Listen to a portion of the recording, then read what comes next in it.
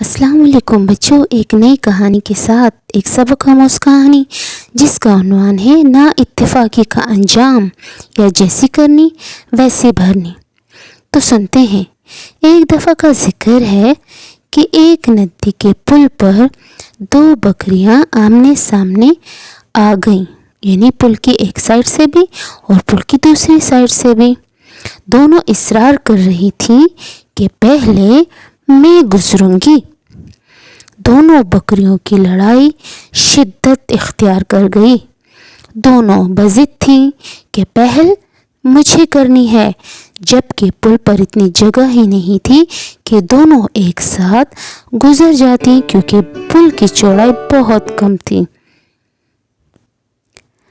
کہ دونوں آس پاس سے پل پر سے گزر سکیں۔ یوں جھگڑے، فساد اور نا اتفاقی سے لڑائی بڑھ گئی۔ دونوں آپس میں لڑتے ٹکرا کر آخرکار ندی میں گر کر بہہ گئی اور نا اتفاقی کی بھینٹ چڑھ گئیں۔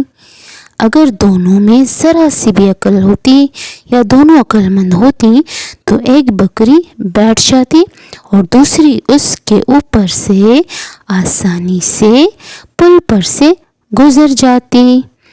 اگر دونوں بکریاں عقل مندی اور ذہانت سے کام لیتی تو ان کی جانیں بچ جاتی اور کسی کا بھی جانی نقصان نہ ہوتا۔